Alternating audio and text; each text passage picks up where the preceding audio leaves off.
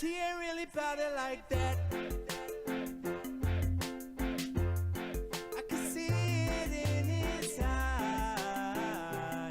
There's 100 million guys like that. Says he loves you, but he's telling you lies. It's all coming from the Let's do it. It's go time.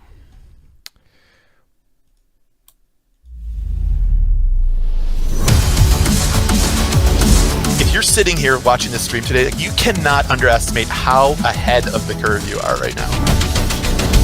Bitcoin looks tired. All coins look hungry. I'm just not quite sure that Bitcoin has any more sauce. I still think this thing is really worth a lot more than it is. This stuff's spooky, man. These chaos PRZs are intense. Yeah, that's incredible. Solana is highly performant and has the team with the experience to support it. $4,800 Ethereum. That's a big, big move here. Whatever you do, always play from a position of strength.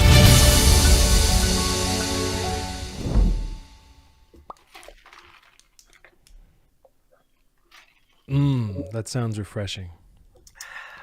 Yes. That sounded so refreshing. Just a little shaky ice. Just a little. Do it again. Welcome back, guys. It's DeltaFi Thursdays during the bear market. So it's just you and us. Nobody else. All the fish in the sea are gone. They've been eaten by whales. But it's okay. We're only going to be underwater for a little bit, maybe. I got Rob here with me. My name is Random Task. That's my secret name, my fake name. That's what I go by. And here we've got RL, Rob Levy. Yeah. RTRL. How you doing today? Mouthful I'm of ice. doing good. I'm doing good. How are you? I'm fired up, as you can tell. If you guys watched the last few streams, I probably was like a little, because I stayed up all night to watch the merge. And at age 35, staying up all night fucks you up for like a week. So I was all fucked up. I wasn't working out. I was back off my good, healthy routine. And I hit the gym this morning, even like a shitty one for 25 minutes. But in the basement, just getting a pump.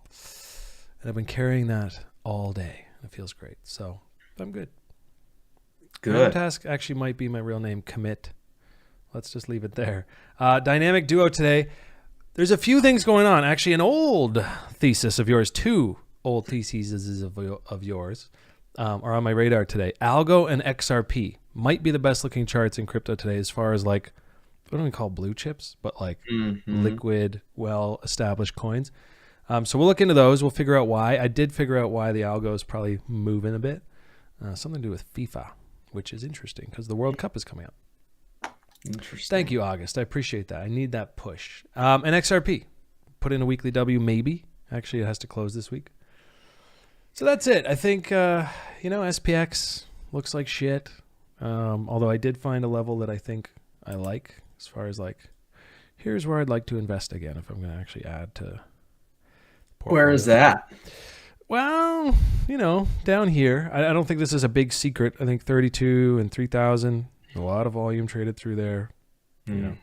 That would be kind of the reset. So look, this is locally like a, risk against these lows kind of thing. There is a setup to be had here as far as like, hey, maybe we melt up and David Hunter, whatever his name is right. There's definitely that, but I'm not trading the S&P. If I'm going to put money into it, it's an investment. It's like, I already bought into this a little bit, transferred in some, crypto stuff into that just to, I don't know, rebalance into a shittier coin than I think most of my shit coins are. Anyways, the next area is probably down here. You've got your high time frame, 382 sort of PCZ area. You've got your more local reload zone area. A nice little gappy zone here. So I'd like to buy 3,000 if I was going to like slap another slug of investment into that. But I was just looking at that today randomly, but looks like shit right now. The 3,000 level, that would be like that we're only kind of halfway through this sell-off. That's another 25. Yeah. It's a big, I know these are big, weird moves. Don't listen to a word I say about the S&P. Obviously, anyone watching, I don't know anything about it. This is just levels. I just noticed that this 618 lined up perfectly with like the high time frame, 382. Yeah. And I just was like, oh, they kind of line up. That's a level. If that comes, I would want to buy it and then that dips is even into here. I mean, what's your take? You know a little bit more about this stuff, obviously, than I do. FOMC the other day, hawkish, 75 points. I didn't actually watch it. I just looked at the 1 minute chart for fun. Yeah. I think that liquidity is on the decline in all these markets. Like, I mean, look at the fucking candles on Bitcoin around that Fed. I mean, it's just like everyone pulls their quotes when it comes to like the pros who are in there, and everyone's size is down, and I can't call it. I think we could go anywhere. I do think that, honestly, and I'm like a broken record, I think that the decoupling is going to happen where Bitcoin and Ethereum and a lot of crypto assets, we're gonna be released at least a little bit from this stranglehold that is macro and the SPX. You know, we didn't start this Hxro Labs channel to be looking at that S&P 500 chart. Please, I know. Really, I hate it. I hate it. We are, because macro is like such a big. It is the driver. We've talked about it. It's like this black hole, this gravitational pull that's sucking us in. I think we're going to see It's ruining the fun. of loosening of that, and I think we're going to decouple. I think it's going to shock some people. I don't, what is this? I'm with you though, dude. It may be unpopular.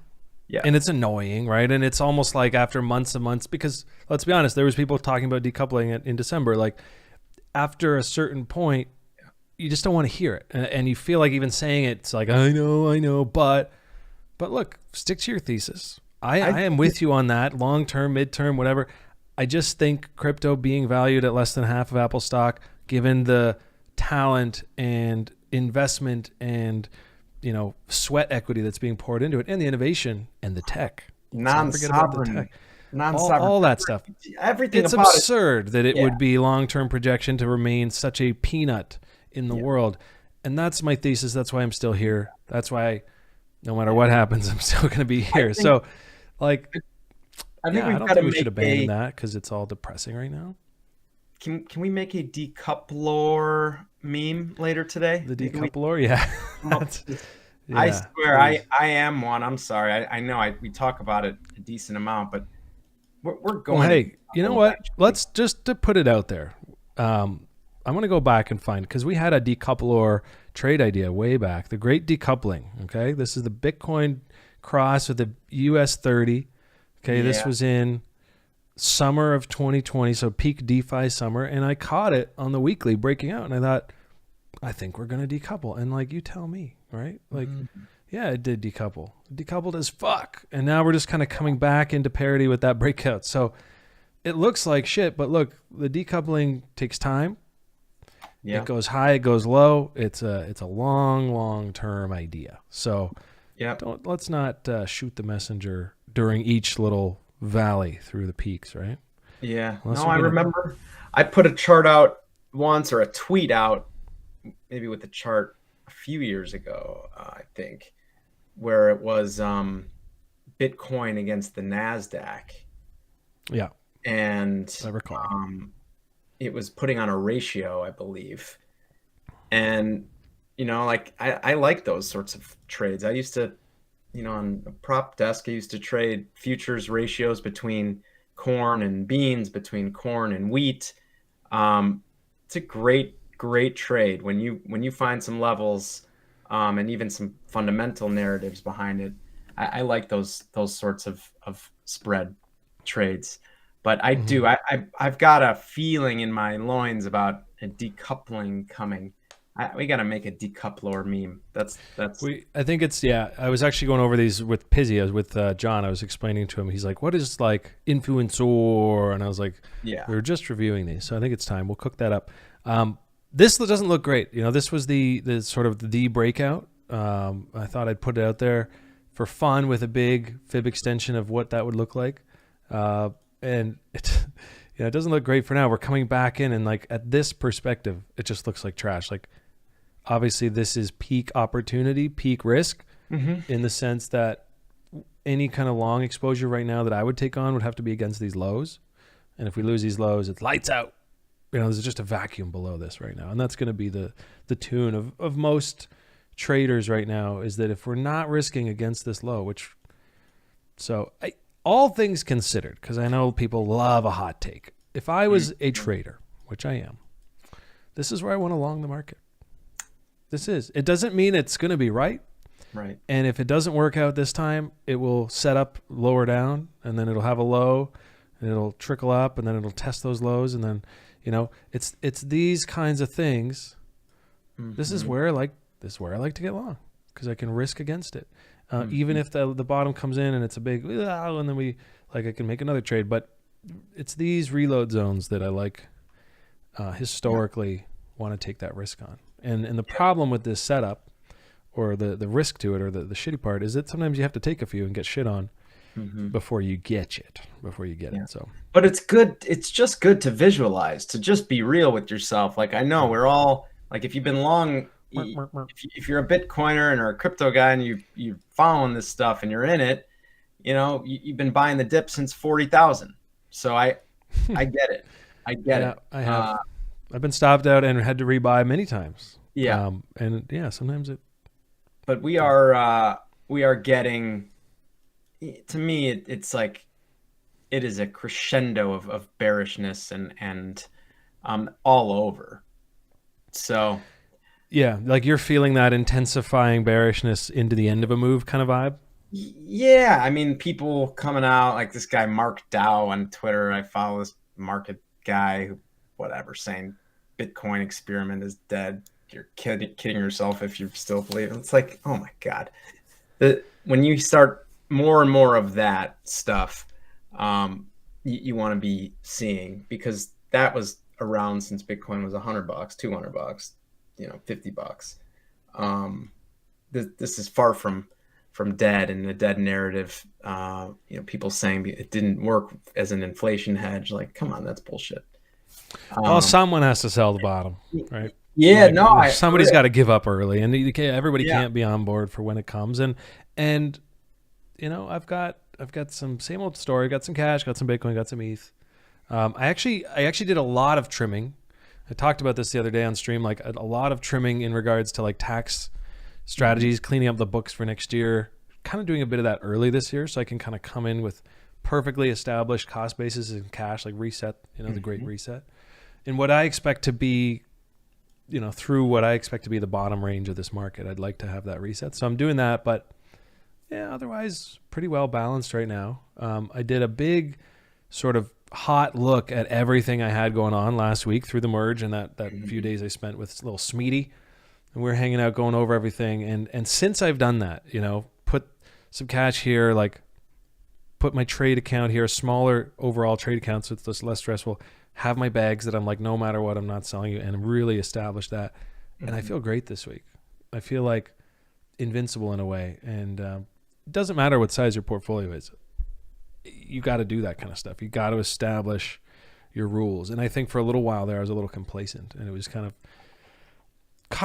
like causing me stress, where you feel the need to look at the market. If you're finding yourself looking at the market way too much, maybe in times when you shouldn't be, like where you're out with family or doing stuff, it's probably a sign that you need to have like a bit of a reset as far as like establishing your exposure and your rules, and what's going to make me take action next, and have that chat with yourself. So we're coming into a huge level on ETH. A huge level in the sense that it's got all kinds of little objectives there. A, B, C, D being the first one that got me thinking here. Then I drew up some fibs, and I feel like that guy where he's pointing all over the room. Right. But there's a lot going on down here in this kind of low 1100s. But you don't need all that. It's as simple as, when that low came in, and then we saw the bullish market structure, and then the run up, all through this kind of being patient, saying, hey, like, we will test those lows when they come in. I'll go get it.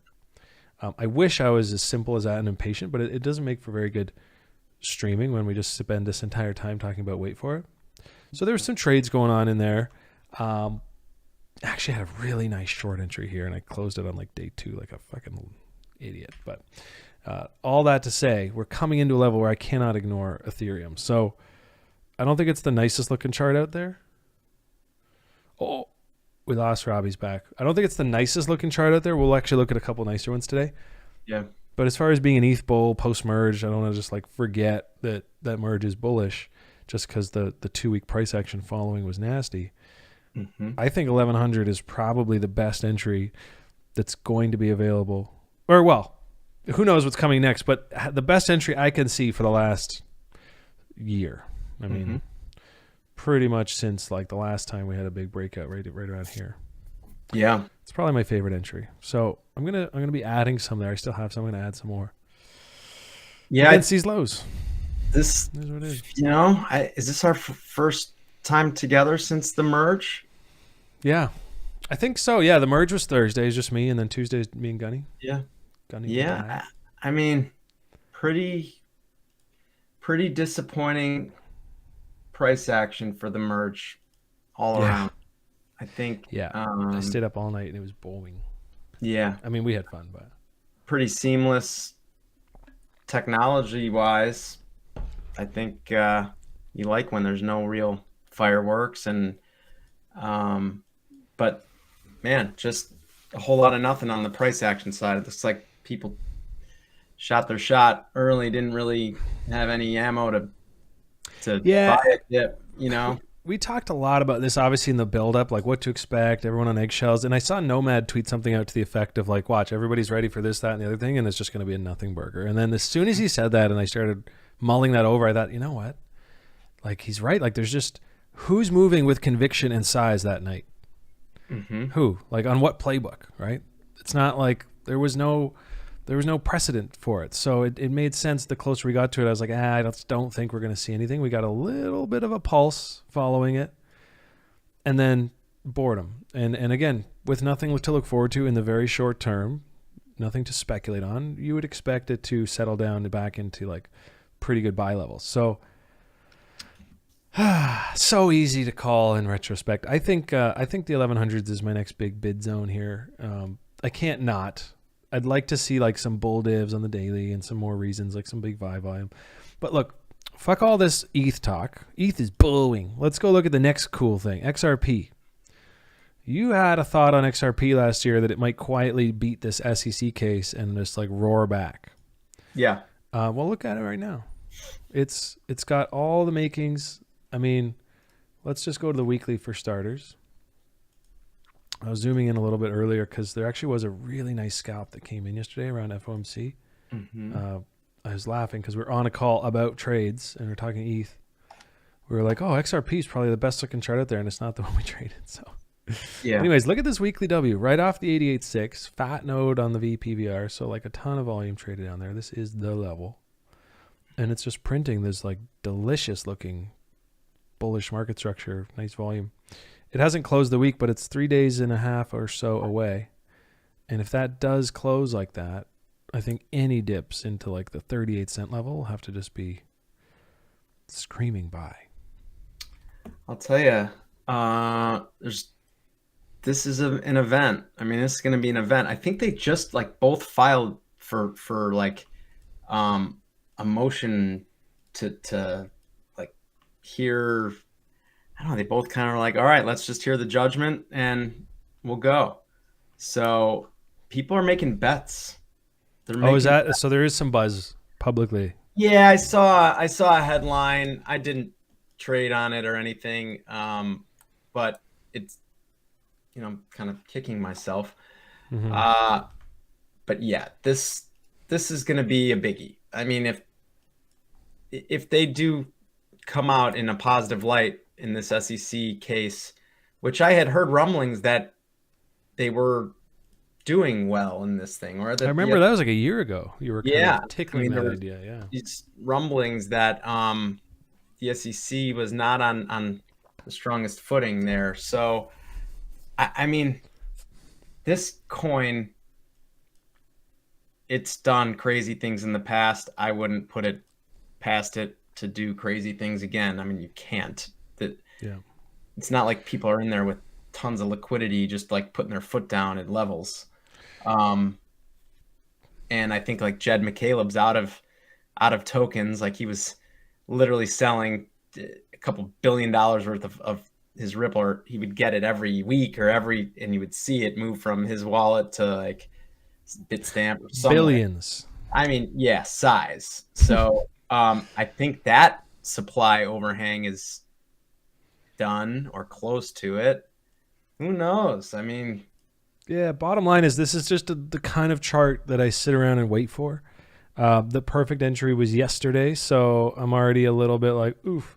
And that's, I think, the hard thing for me with crypto, especially this part of the cycle where we're not there yet where it can be like a robust market in the sense that like there can be a bull market in this part of it, but like a bear market here. It is still pretty much tied to Bitcoin and ETH as a proxy for bullish or bearish. Mm-hmm. And that's why I find it hard to trade these things.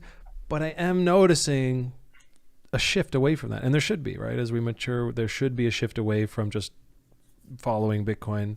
And right now, XRP is doing its best to really say, like, buck the trend and like, we're going to break out because we're bullish here. Mm-hmm. So I think there's something to be said there. I just have a hard time taking on risk when everything else looks like ass. But if XRP wants to lead, and it turns out ETH and BTC are just in these reload zones and they're going to pivot. If it's a great looking chart for you, if this is checking the boxes on your W's and the stuff that you look at, I mean, it doesn't matter if it's a coin that you think is fucking shit coin and you hit everything about it, whatever. You're trading. This is a widget here. If you're a trader, you're trading the action. This to me looks, you're looking for bets that give you positive expected value. You're gonna, if you're trading, you're making a lot of bets. You're looking to get positive EV. And man, that looks this chart. Yeah, it looks delicious. I don't think it's gone as far as like catching the trade goes. I think there's two setups that I saw come in, kind of like a little bit retroactively, like an hour after. I was like, oh, look at that! Like actually, you can see it here in the hourly. It was really cute. So this was FOMC yesterday. And we watched it. It was basically like a 10% candle. And right before it happened, we were looking right here and it was like, where was it here? So, and this is just an example on how you can catch a trade coming in. But it was up here kind of trickling down. It had missed this. Let's hide this for a sec. Right. So you have your pump chaser zone. And I was just thinking like, oh, like if we trickle into that could be a really nice entry. And during the FOMC, it did. And then it was like instant takeoff, like a 10% candle. I was like, oh, we should have had a bid. And then in all of our journaling, me and Smeet were journaling a missed trade and literally came in an even better trade like an hour later, 4 hours later, because right there is where you can get in tight, right on that 88.6. And now you're risking to like inches, right? You're 2% instead of like 8. So yeah, there was some nice scalp action there where you could have got a midterm entry on a pretty tight setup. But right now, the weekly W hasn't even come in. So I'm not going to sit here and be like, wah, I missed the whole thing. I just missed a trade there. And I think if this weekly W confirms, it's either going to just run. It's possible. Some guys really just trade this breakout candle. But any kind of dip following that is like the load up zone for possibly like a 2 to 4 month hold, which would be nice. So XRP, weird, but it is one of the nicest charts in crypto right now. Another one that I want to bring up that is an old favorite of yours is Algorand. Similar kind of vibe, right? It's, you're going to see, Bitcoin and ETH, they look like they have some room to go maybe.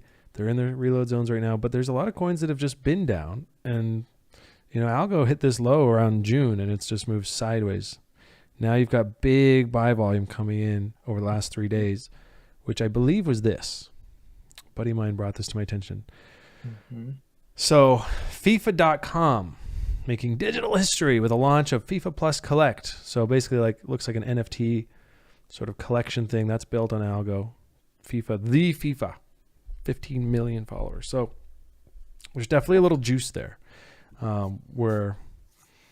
you might expect that's why the 3 days of volume came prior to that announcement. Yeah, that's real volume. That's Binance. Yeah, Tether.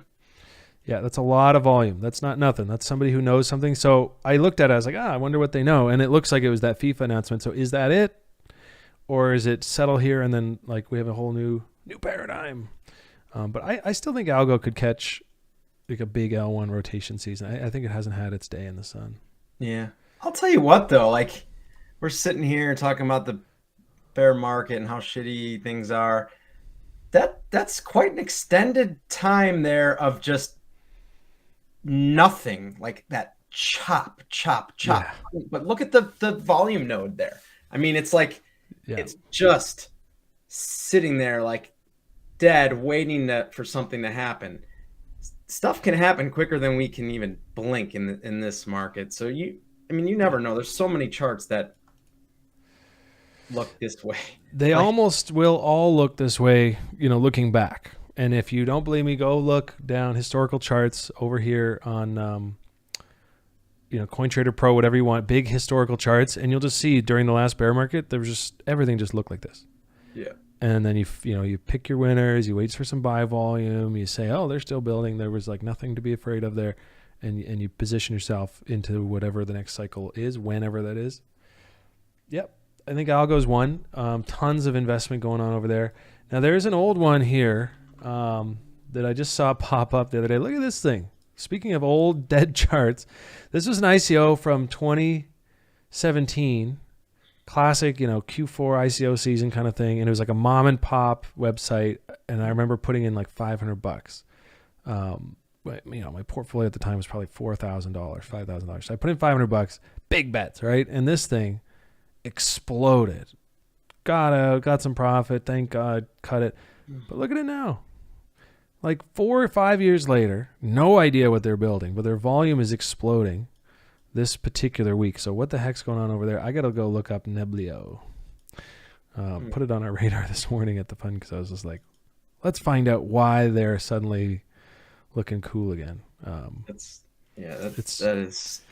like crazy. weird, right? But this is a weekly chart, and so this is sort of what bear markets look like. Now, I remember their website when they started. It was like literally like a guy and his wife, and they were just like, we're developers and we're going to build this really cool. It was like an L1, and who knows what's going on over there, but it's been rising and now exploding for like 5 weeks. So yeah, just to your point of like, these things can move faster, than you think, and then this thing's just dead for like months and years. So we'll see. I'd like to. Yeah, go ahead. Yeah, for a while, ALGO and Atom were like kind of. They were like peas and carrots to me for a while. They kind of traded the same patterns. Mm-hmm. Underwhelming. Atom has been a better performer, that's for sure, lately. But I would like to, the volume there on Binance, it doesn't look so special. But no, it hasn't really changed. It's just constant. Yeah. But it does seem to me like there are a couple of big entities accumulating Cosmos here. Let's see Atom on... they do... it's undeniable. They have some big changes coming up. There's going to be just that bigger use case, shared security on the network, more staking rewards, various options for Atom holders and stakers. So I actually just saw that I have a decent little bag of Atom, like forgettable, but not nothing. So I'm going to keep that staked. Obviously, at this point, I don't love this structure though. You know what? Because it looks like someone's been fucking T-wopping from the beginning. Like this looks like someone is in there building a big position. So I don't necessarily know if it's a bad thing because like this kind of thing. Someone's in there building a position there, like just not letting it come down. Yeah. Well, it's just they're trying to get. They're basically they like it clearly, and they probably loved it when it was 30 and 20.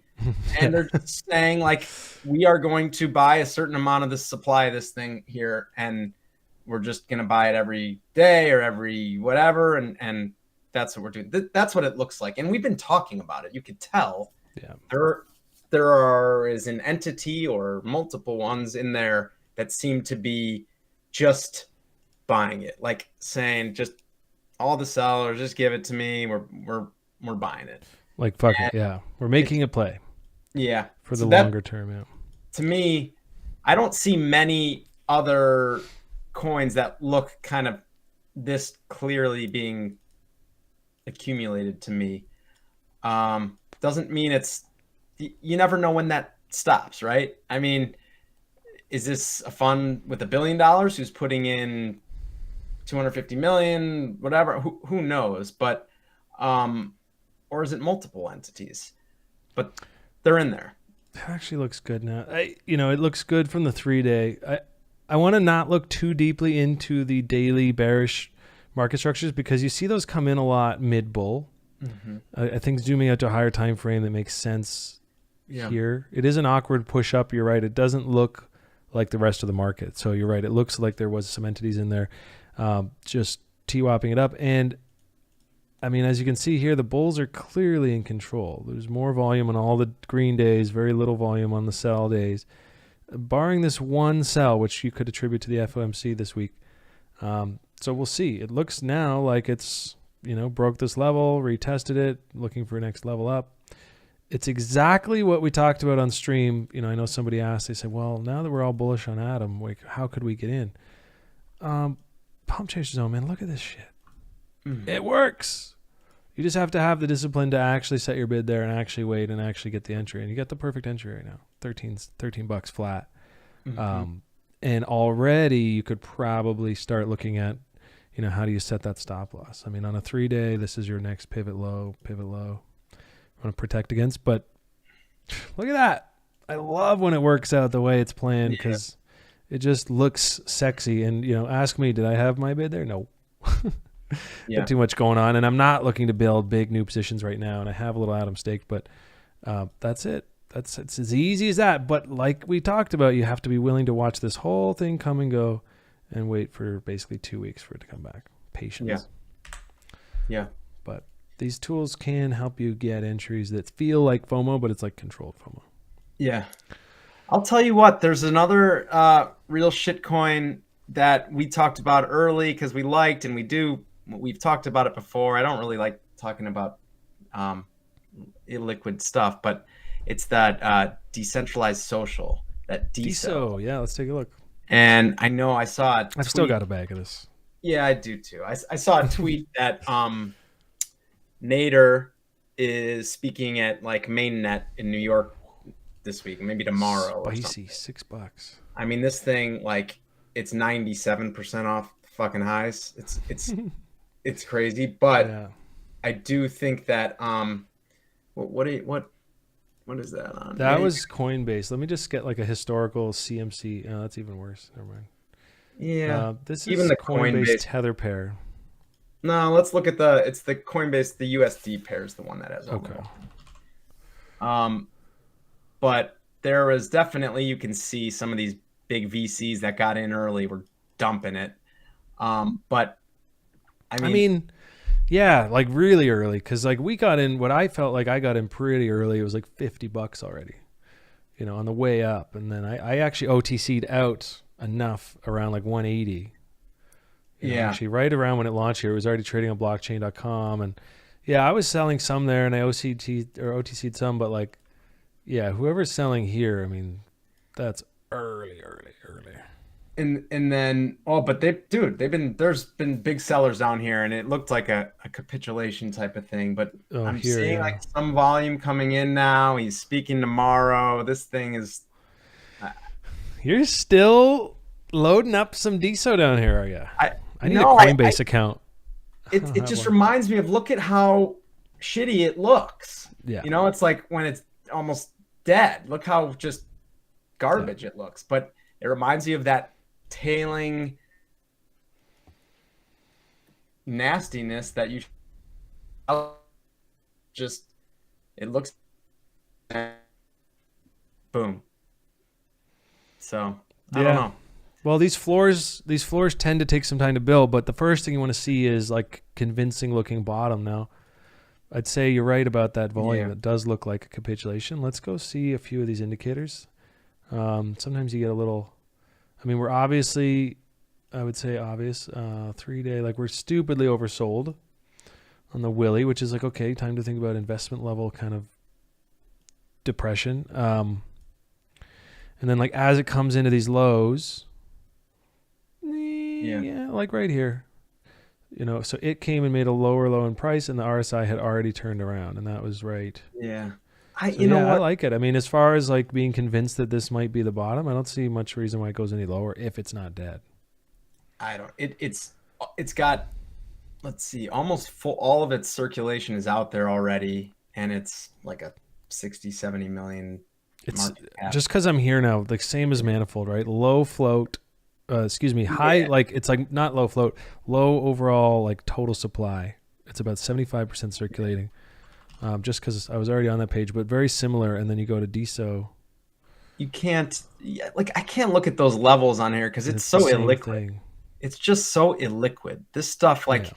and that's why earlier I was thinking you were talking about risking 2% for A. I'm like, 2% on these shit coins right now is like a mouse fart. It literally, with Bing! And then you're out. Yeah.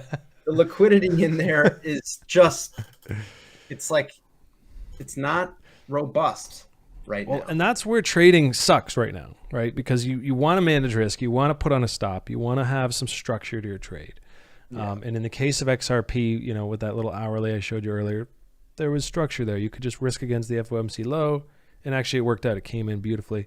It's already in profit. It's actually already a closed trade. So there is ways to do it, but then you got to ask yourself, am I investing in DESO? Do I want this bag no matter what? Am I going to let some mouse fart, kick me out at the lows?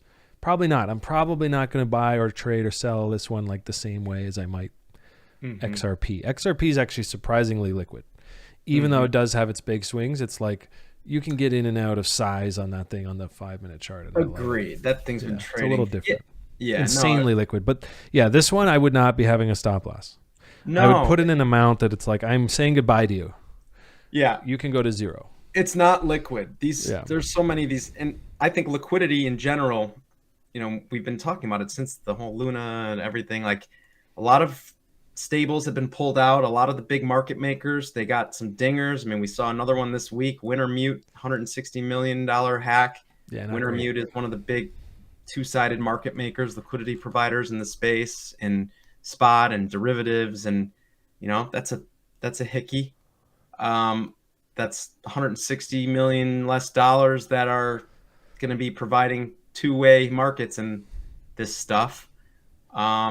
It adds up, and although like, the trajectory long term of liquidity and derivatives and in these markets is definitely going up long term, we're in a little downtrend here where it's been reduced, and it's going to take some time to build back up. So you have to take that into account in your trading strategy.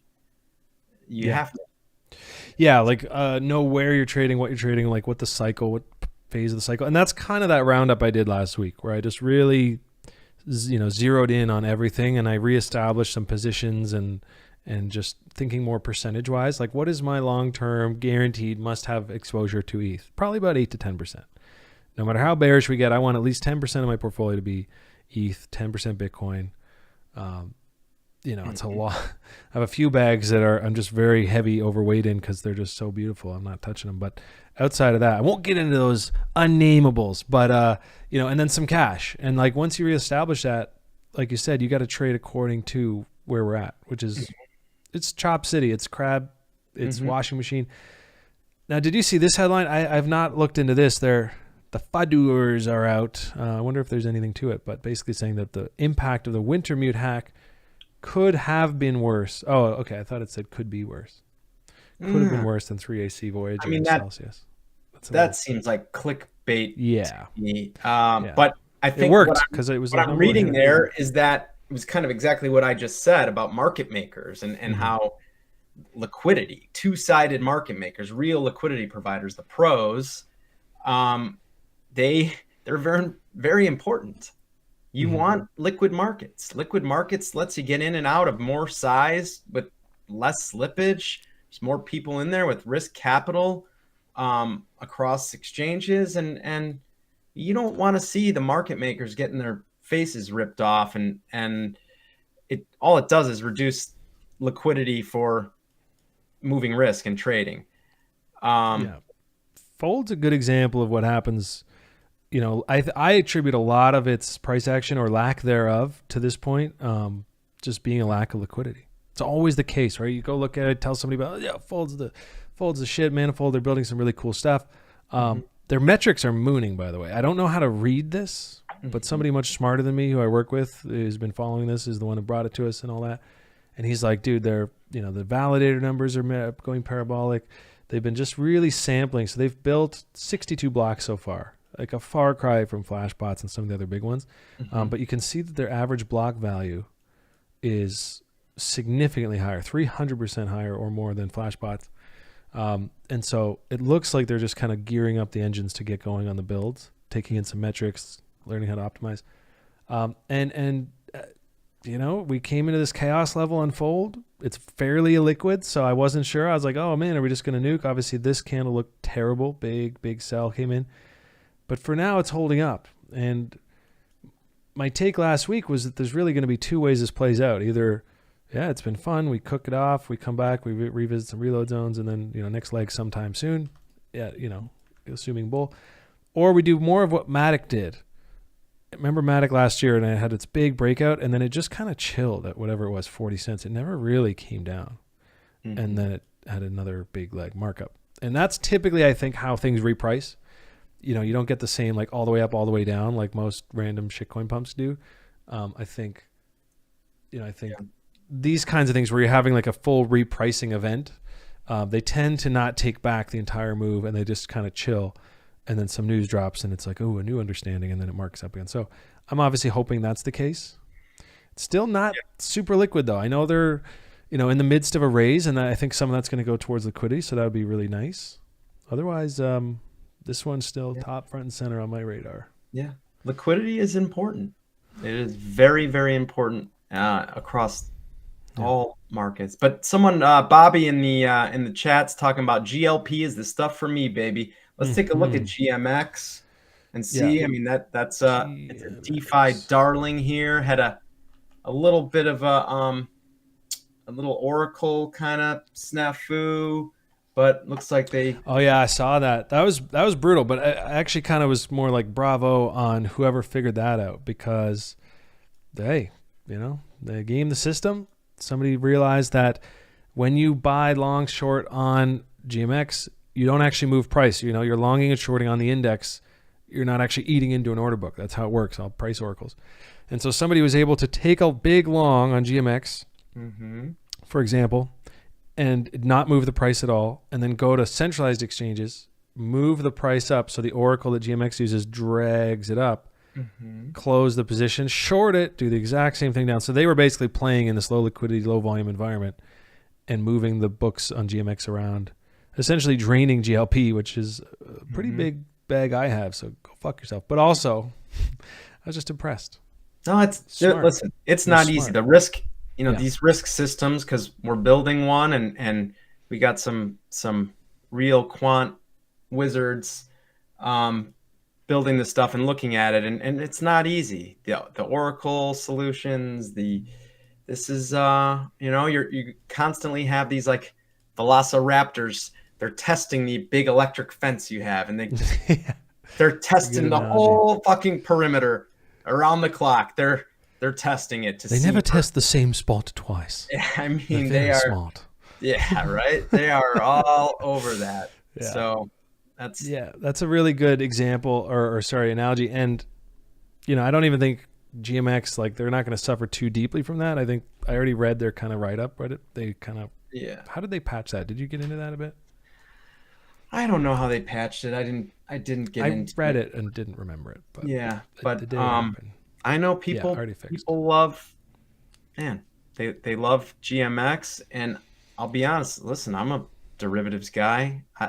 The derivative space has so much opportunity here in DeFi. It's mind-boggling. So I can see why people love GMX and GLP and that. And I'm rooting for them to win, because there's going to be a lot of winners in this DeFi derivatives space. And I still think that Hero Network and GMX is a really good comp as far as how it works, what it does, and the scope of it. So I love, obviously, GMX, big fan. from the beginning. It was actually the first thing I bought on Arbitrum, like a week into their thing. I didn't buy much, so I'm not like sitting here in big filthy bags of GMX, but I do have GLP as my back end kind of, You know what? stable yield position or whatever. You just reminded me of something that we talked about before the merge. How did your like Oh, I know what you're going to derivative plays of ETH work? I mean, they might have outperformed, maybe. No, They might you're have. you're well, it was all good, but people watching might hate me because I shit all these. I closed them all. And I did it like between streams. And this is always, I say, don't copy trade me. Don't ever try to copy trade me because I'll just pivot on a dime and not even tell anyone. But I saw Umami. This was my one winner, like decent sized winner. It was like a 40%er. And it was up here and I just like, eh. And like we're coming to the merge. I was more and more convinced that post merge it would just be a lull in the market. I was more and more convinced that, I didn't need that exposure. DPX got rejected as it was trying to go for a next leg. Let's go see. So like we came up, I think I got into some of these like through this, and then we were just coming up into all these sort of resistances. And anyways, I looked at it and I realized that it was too early. It wasn't even huge position sizes. I ended up DCAing like a bag of ETH. I think I got back 2% less ETH, but I just cut them all. There was some in profit, some a little below. I think there was one, there was a total bag of shit. Which one was that? Let me find ya. Which one shit on me? I think maybe it was Jones. I don't remember, but either way, I got out all of them like last Sunday night, the Sunday before the merge. I just was like, fuck this. Too many moving parts. And as it turns out, I'm really glad I did. They all would have been like 40% underwater right now. And now they're all in places where I'm like, maybe I still like this play. Because look, if ETH is in its ultimate buy zone, which is very possible, there's a lot of levels below here, blah, blah, blah. There's a chaos level. We could do a sweep, blah, blah, blah. But if it's ultimately pretty close to its like major low, then if that pivot happens and as that comes in, I can look over here and I see a lot of stuff in Arbitrum kind of in a similar situation. So the whole market is kind of in this higher low zone right now. And that's where I want to be exploring longs. Yeah. Even if I think it could wash, and then all through next year, we just have like a leg lower. And that's kind of like we could be at that pre-6K. Remember Bitcoin last bear market? Yeah, everyone was pretty comfortable with that low being 6K. And then it broke, and we had the final, what in retrospect was like a 4-month sort of capitulation leg down. And everyone who was going to sell sold through that, and then we just had a new bull market. We could be pre that. We could be post that. It's really hard to tell. Yeah. Well, I'm going hearing to make my bets here just in case. I mean, the goblins are out. We're hearing 8 to 10 years of sideways markets, just like after. I mean, that's the stuff we're starting to hear right now. And so, yeah. I always like to go to Microsoft. What is their thing? I'll just go Microsoft. What? Microsoft. This is an old chart I like to go back to because it's possible. I mean, this is essentially the NASDAQ bubble, which you were around for. I was like 13, so I was not paying attention to this shit. Well, that looks like the original Bitcoin run right there. Yeah. Really. I mean, right? Obviously, it's a blow off kind of top, and then yeah. I mean, that looks like it's very similar. And in 2017, you saw a lot of these kind of like, I know everything that's going on, and this was like this kind of boomer generation telling everybody that, I've seen this before, and that's how, the NASDAQ bubble happened, and it was like tech stocks 2.0, except for they forget to kind of mention that following that, oh my god, the biggest gainers in history, were born. And is that ETH? Is that Solana? Is that whatever name you want? And how long does this trough last? So, that's where your Amazons and your Apples and your Googles and your Microsoft and Netflix, all that shit came from. I mean, not so much Netflix. That was a little later. But point is, this is now what you're talking about. This like 10 years of sideways chop, high time frame reload zones. Everyone forgets. Tech takes a break. My gut tells me that things, especially in crypto, move a multiple faster these days. That's Well, my cut. That's also what the data shows. The So- cycles in crypto have been looking like this, but lasting 4 years instead of 40 years. I mean, we're seeing 20 cycles now, not even for like two years, and even I don't know. Yeah. I don't see 8 to 10 years, but you never know. You never ever know. So you gotta have a plan. Right? Yeah. That's my thing. It's like, have a plan so that if you're wrong, you still get to eat. And especially in times like right now, let's not be all in at the start of the bottom, or if this is the low. Typically, you don't rush to new highs. You just have to move sideways for a bit. I don't know what chart I'm looking for, but let's just go to ETH. I mean, ETH through the last bear market was a build phase. It worked out. If you were really patient, it worked out. But you had a lot of patience, and I'll never forget.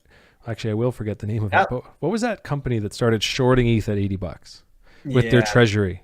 Subterranean or something like that. Yeah. Something. You can't make this shit up, right? So like they waited the whole bear. They kept their treasury long in ETH, which is what a lot of them did through this, right? You're raising ICO money in Ethereum. You're not selling it. That's why it kept not going down. Really, you should have made your raise, sold it all to USD, and then gone about your business. But they were all trying to greedy and triple up their treasuries, and obviously that comes back to bite you through this. And there was one that literally like announced on Twitter that like, we're going to start doing strategic hedge trading with our with our treasury, and basically like short Ethereum, and they announced that like right here. So anyways, I don't know why that came up in my mind, but this is that trough that we just looked at on Microsoft for ETH last cycle. So imagine you're getting into these lows, right? Is this the low that we're at now? And this is the higher low I'm trying to long? I don't know. But imagine you get in here and you get super, super exposed, and then you're like underwater and you're just sideways fucked for years. It sucks. So I want to make sure to avoid that at all costs and just be, light on my feet. If this doesn't end up being the low, which obviously here it doesn't really look like one. Certainly doesn't look like we've had a long, drawn out bottom. But I'm going to be trading throughout. I've got certain bags I won't touch. I've got some cash and, enough to get by. And same in the last bear market, having said that, I had way less capital coming into it, made a bunch, gave up so much of it, honestly, like 90%. And just thankfully was able to learn how to trade through that, get into that TRI program, and then like take not so much and like kind of rotate it into some bigger bags throughout the years. But I think that there's like a misnomer that people think like, well, I don't have very much, so I have to take a ton of risk. Mm-hmm. There's some truth to that in the sense that like, hey, I started with 2K, like why not risk it all? But it's timing. And then you really have to time it. And this is not the time. There will be the time when it's like, holy fuck, everything's going up. That's not it. Yep. So I'll tell you one other really interesting thing that caught my eye the other day. Go to SBF's Twitter feed for a sec. Yeah. Take a look at a tweet he did. He posted September 19th, a few days ago. It really, I don't know. You'll see it right there. This one? Let's focus on that one. So what does he got here? Not investment advice, all caps, etc. Yeah. FTX.com, FTT for details. He's got an order ticket, the advanced order ticket on FTX.com here with a TWAP set up for 186,000 FTT, which is, the token there. 4.2 mil. Yeah. More. Is it 4.2 mil? Is that it? I can't see. 4.24. And he's going to queue it up, hybrid execution. He's showing, the robust TWAP feature. But it got me thinking, Sam's he's a calculated guy. He's a smart guy. I think he's putting up the bat signal here that we should be buying FTT, and I think we're going to look back at it at $23, and it's going to be a no-brainer. Well, I have reasons to believe you're right, and they're really depressing reasons. You want to know what I finally did the other day? Sold it to Sam? Yeah, I capitulated my bag. His fucking TWAP? I Yeah, I think I T-WAPed it down to him. Look, mostly for that whole rebalance I talked about. And now look, if I'm sitting out of it and I look back and I say, you know what? I'd like to have X amount of my portfolio sitting in FTT. Then I'll go do that, right? I just wanted to have that clarity. This is why I did it. Look at this weekly close. First of all, they never really lost the relative lows that a lot of the market did. And if they do, obviously there's just like, technically speaking, there's free fall here. I always have of the mind that, like, first of all, I was staking it and getting use case from it. But second of all, SBF, they're gonna move markets. They're gonna do their thing. But this weekly close for me, but to a funny point, you're here like finally like this is probably the low, and I'm like probably right because I actually just puked my bag. Like uncanny how markets make you puke your bag at the low. So it could be, or it's the beginning I don't know of if price it's, discovery. I don't know if it's the low. You'll hear me say that all the time. Like we can always go lower. It doesn't unless you're zero, and then if you're trading futures, it can go negative. Look at what crude did last year. But the bottom line is, it was just a sign. You're looking at a guy here. He's confident enough. He's putting it out with his own token here that he it's his exchange. They are a leader. He's showing you a TWAP order ticket, not investment advice, obviously, but it's like, it's. But it's why just, though? Why now? It's a reminder that FTT, I think, is going to end up. To me, I believe it's going to play some sort of role within the structure of his enterprise when it comes to even equity and all that stuff. I just have a feeling like there's going to be some stuff coming for FTT. Pure speculation on my part, but it just seems natural. I mean, in the future, all the equity he's got with FTX and the .com and the US and all that stuff, I just believe that FTT will. Like they won't abandon it. That's for sure. Find its way to really accrue a lot of value. So I just got a kick out of his tweet with like, I thought it was actually, I looked at the handle. I was like, all right, who's fucking memeing Sam here? Which handle is it? But it was it. Ice bags for sure. Yeah. Look, this was either the perfect sort of like weekly print to get the final pukers out, which would be me, guilty.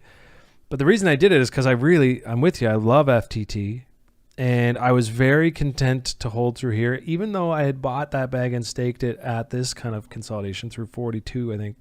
I was like, fuck it. I'm underwater. I'm going to hold it. I'm staking it. I'm very comfortable knowing they're not going away. I use the exchange. I get free withdrawals. I get all kinds of fee rebates, whatever. And then I saw this weekly, and I was like, you know what? This looks like it's going to go into free fall. If Bitcoin and everything breaks the lows, this one's got some nice room and I can get it back cheaper. But it's now you've said this and I'm like, oh dear God, I know. You're right though. I think you're right. I think why is he tweeting about it now? Either to hold those lows, but we'll see. So I am out of my FTT bag. I'm enjoying the layout of my portfolio right now, but I do have room to move back into it. If we either aggressively reclaim this level or like, through some of this drip. Spinoza Jr. saying, why not BNB? Dude, I was thinking about that too. I think BNB will end up being a fucking monster winner. I love BNB. I actually was like week 2 on Binance back in the day because I wanted to buy that Neo gas token. Yeah. And I had a pretty strong thesis on BNB. I was like, oh, this model's cool. Like every trader's bottom line is profit. This gives you 50% off fees. Everyone's going to need it. Everyone's going to buy it. It was just a question of will Binance blow up, and it did. Happy to report I sold the vast majority of my Binance coin at around, $3. So. Oh my! Look at the fractal. It looks like it's going to take another leg up. Look at the fractal of the beginning there, and then what we've just seen in this last. What is that? Oh, like this. Yeah, and even how it kind of you got a pitch there, and then you got to rally off that. Like it almost. This was the China ban. I mean, this was disgusting, dude. 85% move high to low. I'll never forget because I had a bag. Yeah. Almost 85% in like 2 weeks. Yeah. It was scary. But I was in there shitty, little slack with the $1 party. So no, I like Binance coin. I don't have that long-term holdback, but it was a really big rotation for me early in my days where I took $3,000, turn it into 20 and like got the hell out. And Mm-hmm. it's unquantifiable how big that rotation was for me to just say, I wish I held it. Like, I don't actually wish I held it, but Mm-hmm. would have been nice, stick 5,000 BNB in the corner for later when they were 28 cents. But Yeah. it is what it is. I got a soft spot for BNB, but I don't have any right now. Not much. Let's Maybe- pull up maybe another ratio here. Let's look at Avalanche against Atom. Just Because- before you do that, I got distracted because Spinoza said they're pretty much at full supply. Look at that. Max supply 165, total supply 163. That's And a they're green burning. flag in Rob's books. That's And what they're we burning. look for. And burning. Yeah. So actually, in that sense, I love BNB. I probably should have a longer position in it. Yeah. I'm going to write that down, Spinoza. Yeah. Okay. So what did you want to see the split on? Yeah, let's look at Avalanche over Atom. So do Avalanche and then divided by Atom. Let's look at Okay. the ratio there. Fighting words coming up. I know. Because for a while, they were, Avalanche was a little under, right? This should show below Ooh, 1. Yeah. And then it really, really, really mooned, like against Atom. And it's coming towards an interesting little area here. I don't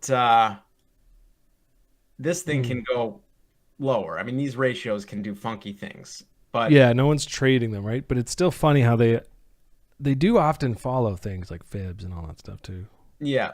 I mean, look, like who was deciding like here's where we'll come up and retest like Well, You know, this the is breakdown just level. showing what it did. No one's Yeah. deciding like no, it's just funny that it still works. it does. I mean, but that's like a lot of it is this Fibonacci shit, like in nature and all that stuff. But Yeah.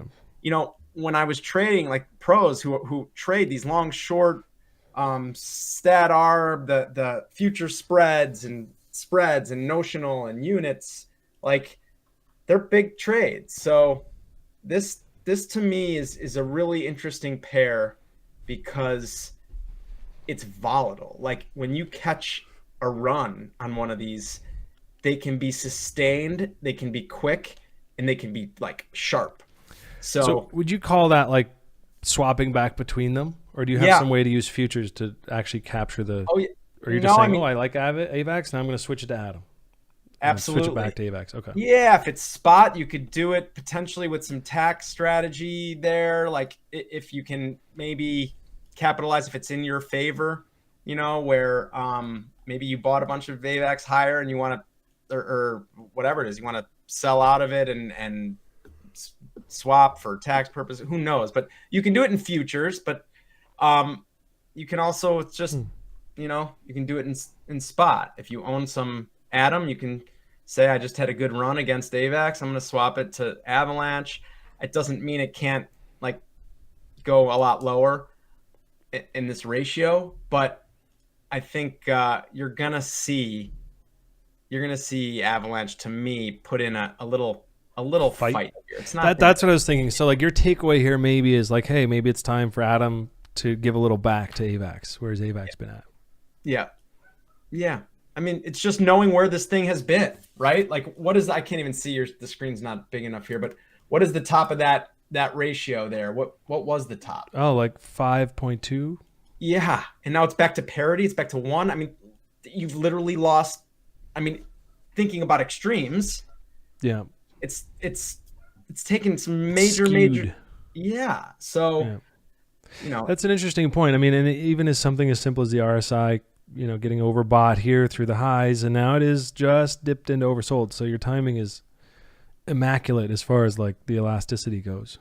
potentially, right? We do know that someone's out there buying Atom right now, and if that same flow isn't going into AVAX, that's part of the reason that Avalanche is losing to Atom in prices, because Atom's got a couple of dedicated buyers in there right now.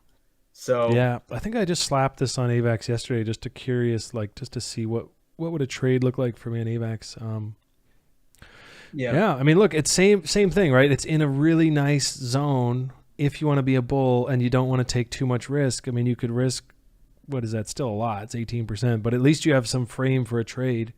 versus like getting really bullish on AVAX up here, which I was, and then having to puke my position out as it breaks this, and then so I one can other buy one. back AVAX now, but One other one from this triumvirate that I used to watch. There's actually 4 of them I used to watch that were all kind of trading around parity, around the same dollar value, when between $3 and $4 and $5 was.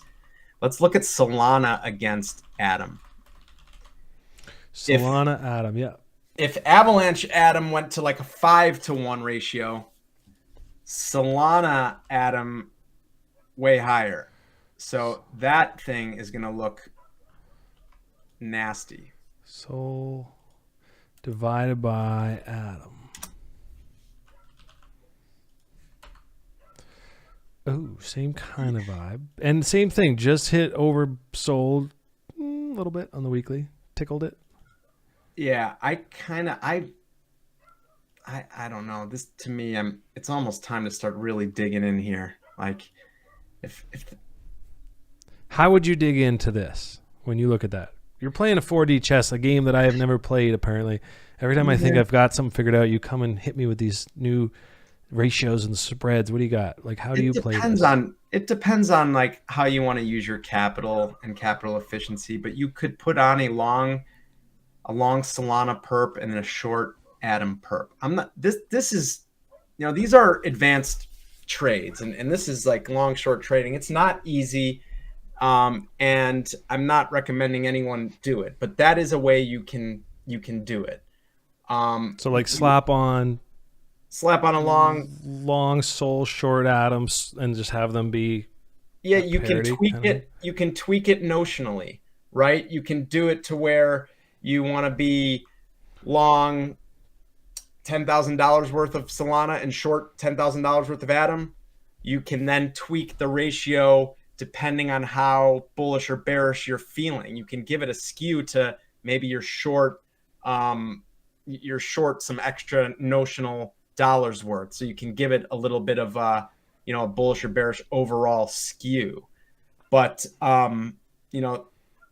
these are great ways. Like if you start knowing and feeling, you start trading these things individually and you're looking at them and these levels, right? Like that time in December when Avalanche was sub $3 and Atom was $4 and Polkadot was $4 and Solana was $3.50. Like it was a time in my trading career. Yeah. When you're like, these are all kind of the same. And then if you watch how they traded over the next 3 months, 6 months, 9 months, 12 months, holy shit, they were not the same. And there was so much like independent movement and they would move at different times even. And so I don't know. I think that this sort of chart, and I'm living in the Solana ecosystem. I know about all the great things that are going on and the people that are building there. So Solana is not down and out. I know that. So let's go see Solana. Yeah, it'll probably have its day for a stretch. Look at. I mean, I got really bullish on it earlier this year. Got faked out. Actually had a really nice little trade just the other day, but picked some up at 32, sold it at 35, whatever. Like nice little trades, but yeah, it's at some high time frame levels. I broken record today. Like literally the whole market is just in this beautiful sort of higher low. I mean, I just love it. If I hadn't, and maybe this is some psychology we should unpack, but if I hadn't already like done this, 1 or 2 times throughout, and then like right here, this was the higher low, and then it's like, oh, failed. And so it's almost like I get more gun shy as we get in here, and I have more disclaimers with everything I say. But if we had just forgotten about all this, maybe even shorted, God forbid, then this is literally a place where I'd be like, I'm gonna load the boat. I'm gonna load the fucking boat. We're coming into these big fat lows. We've broken out. We've had our bullish structure, and we're now in the reload zone. Yeah, it's the best buying opportunity we've seen since this bear market. Even though it doesn't mean it's going to be the one. Yeah. So I really do need to look at all that sort of reallocating I did last week, which was nice because what it essentially did is it established my base core positions, but I've now got some cash to play with. And my initial thought was like, fuck these lows. But the more I talk about it, the more I look at it today, like all these higher lows, I've got to take some positions. I think BNB is one from today. I've decided the guys in the chat are right. Coach is like, it's a great core position for your port, and I agree. Yeah. You can't argue with that. It's just it's going to be fine. It's going to be around. FTT, same thing. So these are positions I'm going to circle back to along with my Bitcoin, ETH, Solana, AVAX. I mean, they're just all sitting in these beautiful levels. And then if we puke, I can always just lose money. But this exercise of looking at the ratio of these pairs, right? AVAX Atom, Solana AVAX. It more than anything, it is just you're looking at these names in a different way, and you can really see like, holy shit, Atom has outperformed against AVAX, against Solana, against most all other of its comps recently. Does that? I mean, then you have to decide, is that likely to continue, or is this an area where if I've got a lot of Atom length, do I diversify it into some AVAX and Solana for a little mean reversion? That's the stuff like you just get a really good, it just gives you a different perspective of you know, this market. You don't always have to just trade against the US dollar or against Bitcoin, right? There are that was the big one, right? Trading against Bitcoin. Then people got pretty sharp. You know, I saw some pretty sharp guys in like 2017, even 2018. Like, I'm just trading against ETH. You know, I'm charting everything against ETH. I'm most bullish on ETH.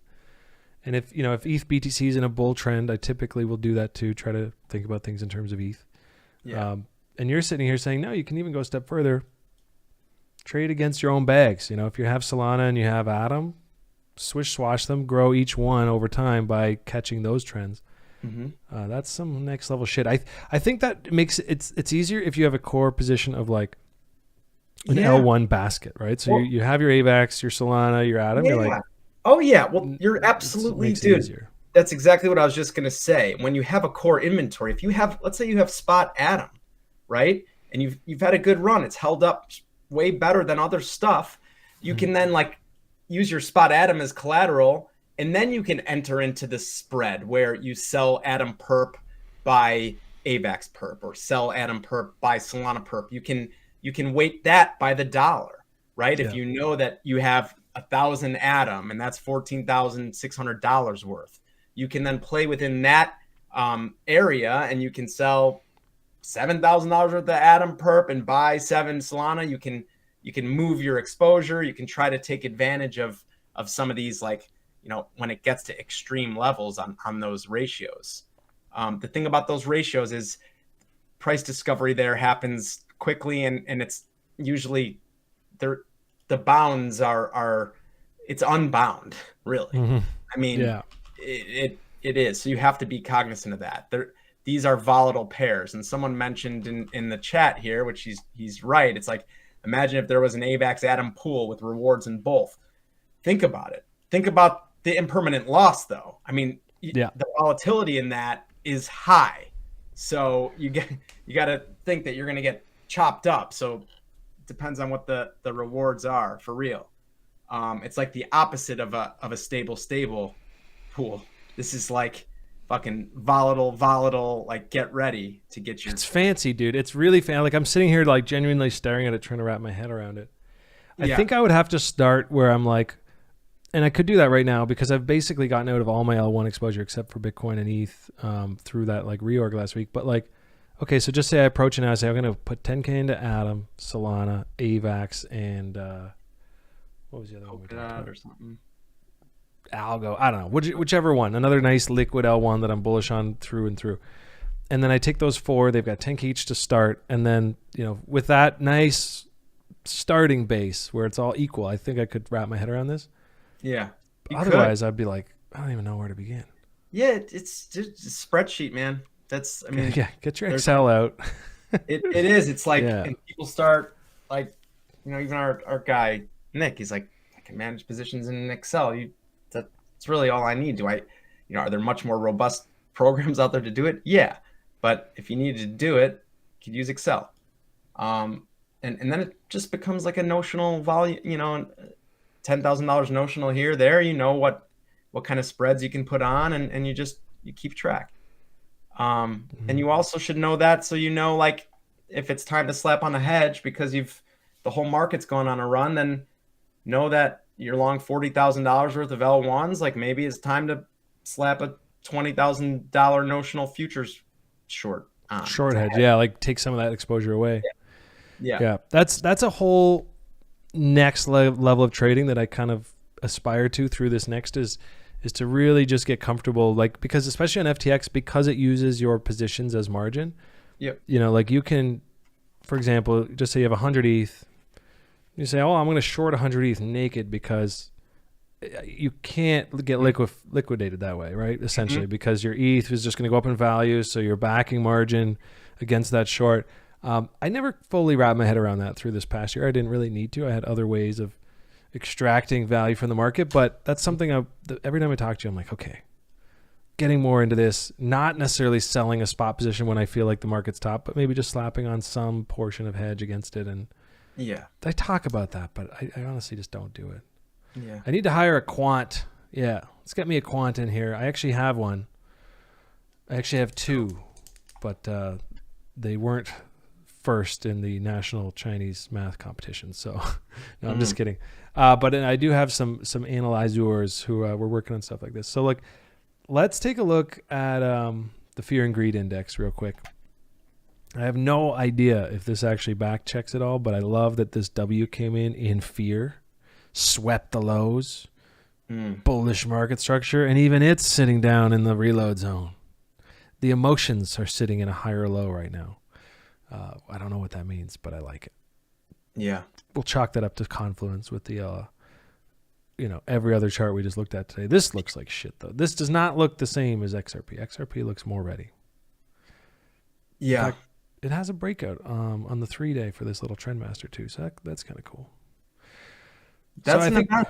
Yeah. Yeah, it's going to be an event. I mean, At the very least, like 60 cents makes sense, for an end of whatever kind of counter trend rally this could be, just based on sort of TA. yeah. But if they beat their SEC thing and it's like, oh, and then like you said, Jeb McCaleb's done selling billions of treasury, like they actually start buying back too at one point. I remember that last year they announced like, they're actually buying back into the treasury with USD they had. So I don't know what that is, but for now, this is probably my favorite looking chart in crypto if I had to take like a 4-week trade. Wow. We'll see. Look at the volume. Look at the volume. ETHBTC looks like shit, probably headed to range lows. Not too surprised. I've already gone over the fact that I shorted and longed at Pico levels, which is very impressive. Hard to do. There's also a little bit of, and this is the 3-day. There's a lot of congestion here, middle of the way. It doesn't necessarily have to go all the way down there, but yeah. Oh yeah, there's levels in between. Just the way I have it drawn up, Yeah. it just makes sense to me that we go here. But yeah, who knows? This is a range for all range, like a range for the ages. Yeah. I was so comfortable and confident in the. It's amazing how close to the highs I was when I opened that, and it's just one of those reasons why risk management, lettuce hands. I actually cut it before my stop loss because I was like, I'm so stupid. That was a terrible entry, and didn't quite have the wherewithal to just flip short, but Yeah. I was very impressed with my ability. I think I longed at 85, which is like right here, literally the pip. So I'm impressed with myself. Feel free to fade from now on. Let's give it another week, guys. We're going to be back on Tuesday for Network Effect with Gunny and Rob. We'll be back next Thursday just for me, solo. Rob's always welcome to join if he feels like it. But the next DeltaFi will be 2 Thursdays from now. So we'll be into October, and we'll get a real sense of what Q4 might be shaping up for by then. I think, by then we'll have a little more insight into like this higher low. SPX is trying to fuck up right now. This just looks terrible, but that always does. Local reload zones always do. So we'll see what kind of levels it can put in here. If it breaks them, which looks like Microsoft we saw earlier did, some of the tech stocks already did, I wouldn't be betting much until down there. Yeah. And then this is going to be so sexy, Rob. If that happens, and ETH and Bitcoin crypto, they don't make those new lows or they quickly recover them, that's the decoupling. The decoupler. So we have a chance to decouple here if TradFi pukes the lows and crypto doesn't. Yep. I think it's a tough bet to make right now.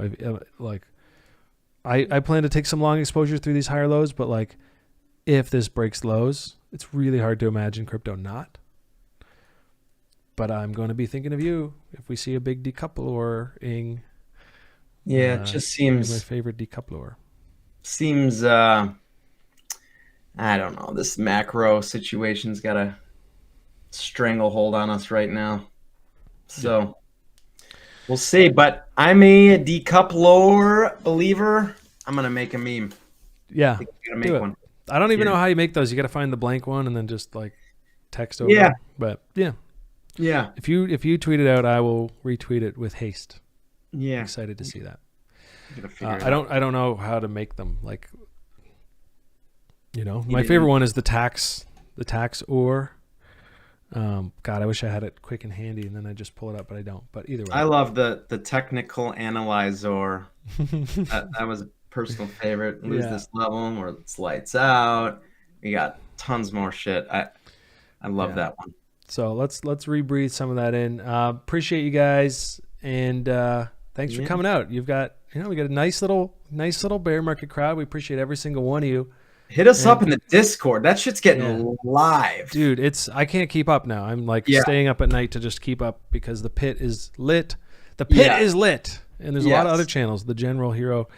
And there's some new stuff coming up. And it's not network effect today, but like there's some immortals and mortals. Like I'm seeing some new things in there. So get into it. I think there's gonna be some incentives aligned with like community activity too, right?